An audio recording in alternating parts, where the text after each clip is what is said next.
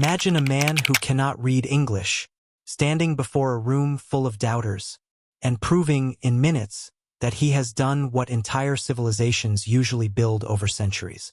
Pause. No school. No university. No grammar book. No alphabet handed down to him. Just one Cherokee blacksmith, a child named Ayoka, and a set of symbols nobody else on earth had ever seen. Pause. When Sequoyah finished his work, something extraordinary happened.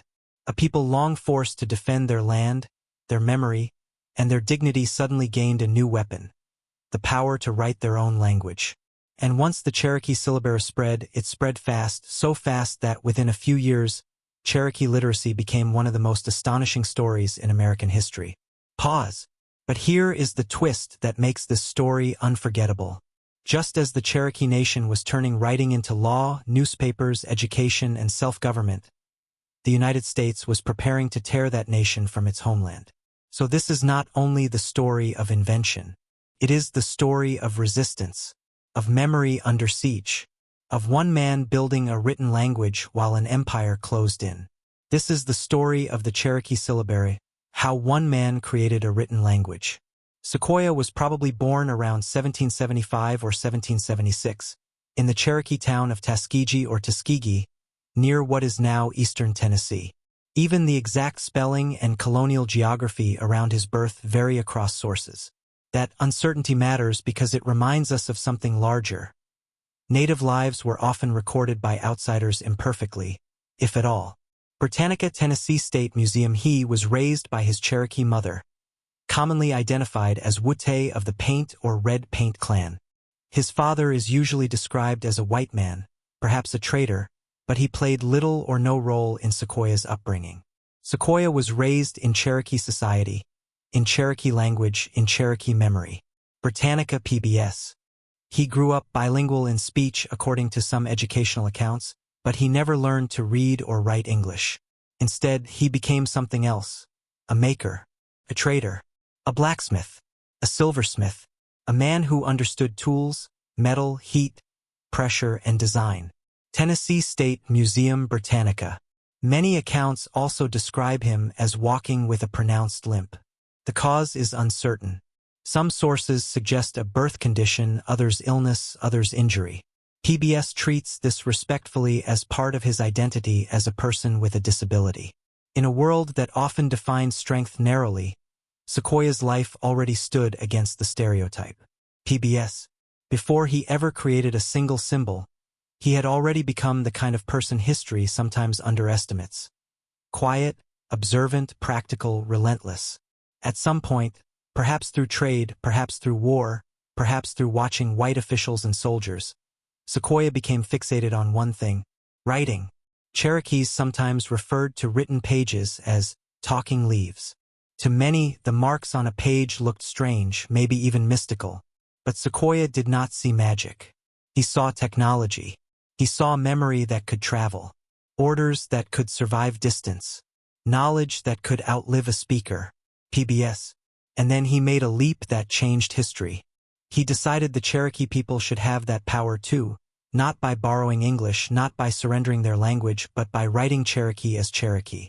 That decision was revolutionary, not because no one had ever written before, but because Sequoyah was attempting, almost alone, to build a writing system for a language that had never had one in this form. Pause. He is often described as beginning this work around 1809. At first he experimented with pictographs, one sign for one whole word. But he quickly realized the problem. A language has too many words. That system would be too large, too slow, too cumbersome.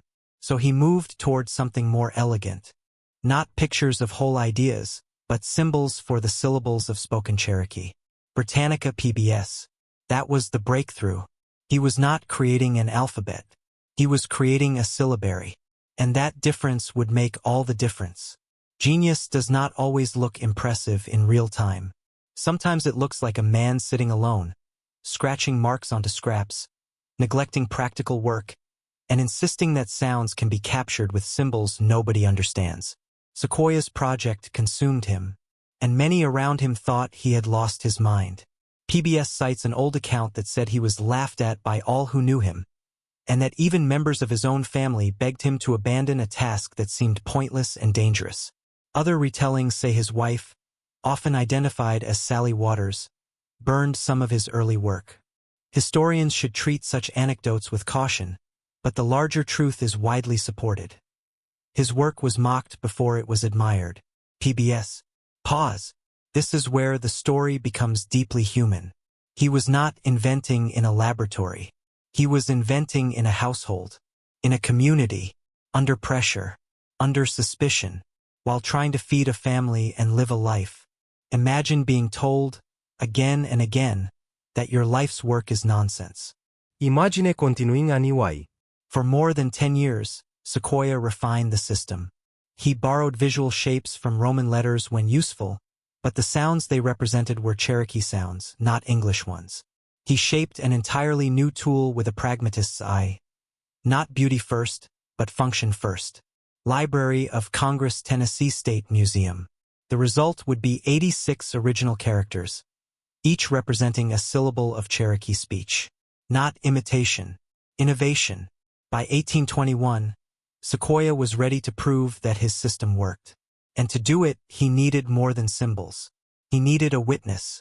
That witness was his daughter, Ayoka, sometimes written Ayoka, who became his first student. He taught her the signs and their sounds.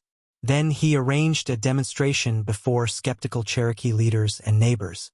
One version of the story, repeated in PBS and museum sources, describes Ayoka being sent out of the room while someone dictated words to Sequoyah. He wrote them down. Then Ayoka was called back in and read them aloud correctly. PBS Tennessee State Museum. Pause. Think about the electricity of that moment. A room full of skeptics. A child returns. Marks on a page become speech. And suddenly what had looked like madness becomes undeniable.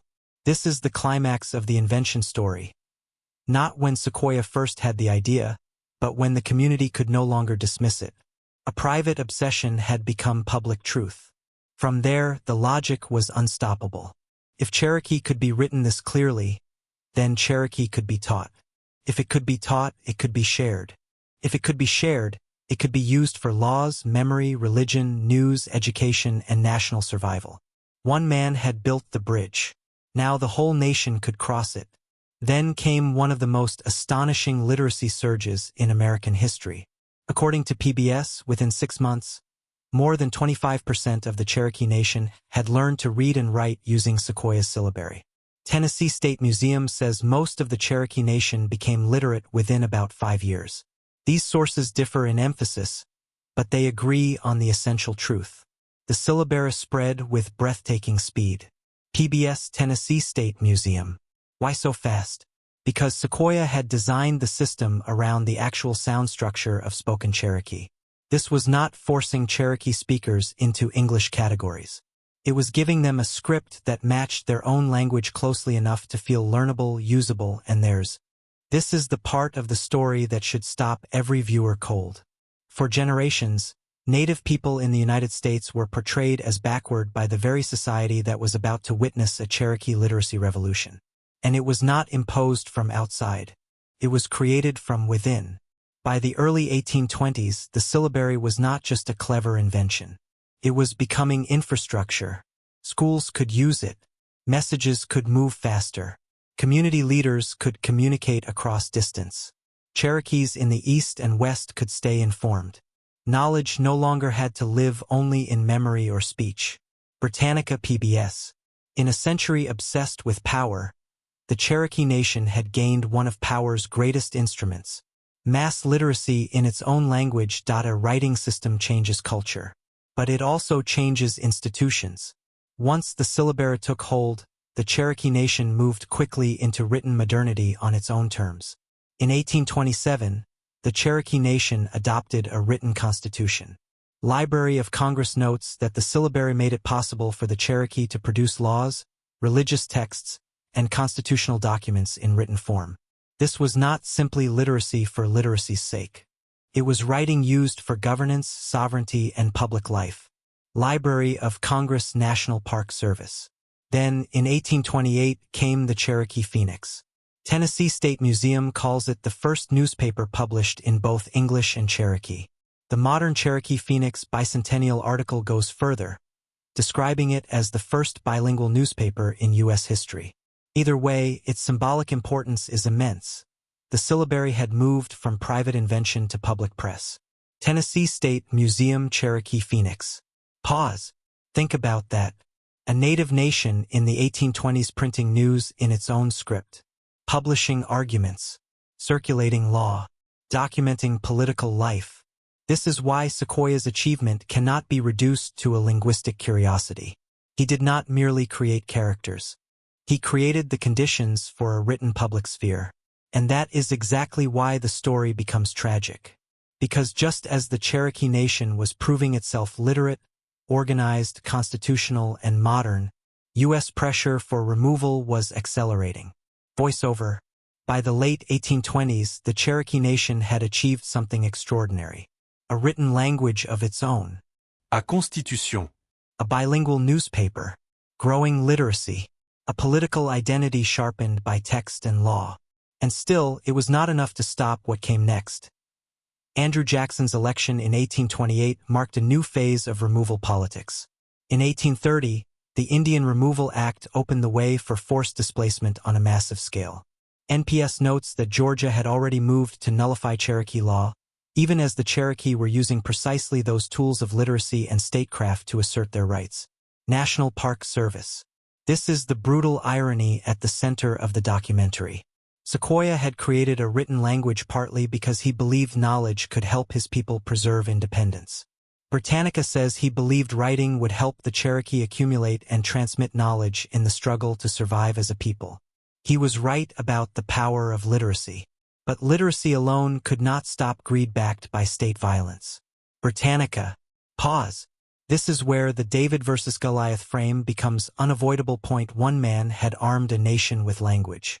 The nation had built schools, laws, and newspapers, and yet the United States still chose removal. Not because the Cherokee lacked civilization, but because civilization was never the real standard. Land was. In 1838, the forced removal of the Cherokee became one of the most infamous state crimes in American history. Men, women, and children were driven west from their southeastern homelands toward Indian Territory. Thousands died. And yet, even here, the Syllabary mattered. The Cherokee Phoenix Bicentennial Proclamation states that the Cherokee language and syllabary were carried west during forced removal and used extensively in Indian Territory. That detail is enormous. It means Sequoyah's invention did not stay behind in Georgia or Tennessee. It traveled. It endured. It crossed the road of exile with the people. Cherokee Phoenix. Pause. This is the emotional turning point of the entire documentary.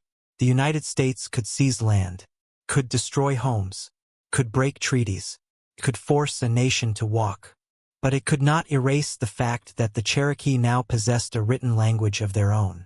And that language became portable sovereignty. A nation in exile could still read, still write, still teach children, still preserve law, still preserve prayer, still preserve memory. The Syllabary did not stop removal, but it helped the Cherokee survive it. Sequoyah did not spend his final years resting on his achievement. PBS says that in 1839 he helped Cherokees fleeing violence in Texas.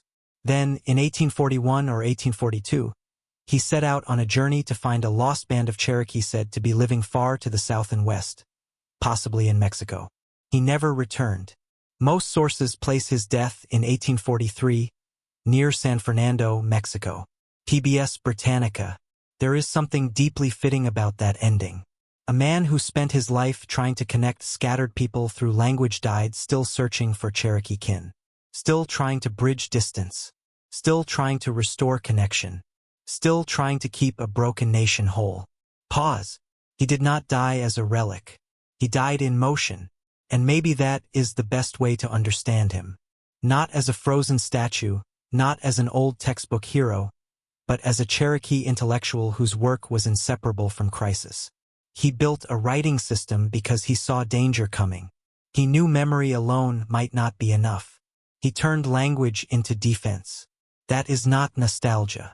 2 centuries later, Sequoyah's work is still alive. Library of Congress notes that the Syllabary now exists on smartphones and tablets. Cherokee Nation language programs, modern educators, archivists, artists, and speakers continue to teach, print, digitize, and protect the script. The Bicentennial Proclamation reported that language workers were gathering written materials so old words could be brought back to life. Library of Congress Cherokee Phoenix. And that matters because the story is not over. PBS warns that Cherokee is endangered. The 2021 Cherokee Nation Proclamation said only about 2,000 first language speakers were still alive at that time. So this is not a story we honor by admiration alone. It has to be honored through support for language revitalization, education, and respect for living Cherokee communities. PBS Cherokee Phoenix. Chief Chuck Hoskin Jr. put it powerfully in 2021. Had Sequoyah not invented this syllabary, we wouldn't be here today as a distinct people still governing ourselves. That is the legacy. One man did not simply create characters. He helped preserve a nation's ability to speak to itself across centuries. Pause. If this documentary changed how you think about Native American history, subscribe. Share it with someone who still thinks Indigenous history is only oral, only ancient, or only lost. And in the comments, answer this. What other Native story deserves to be told with this level of truth?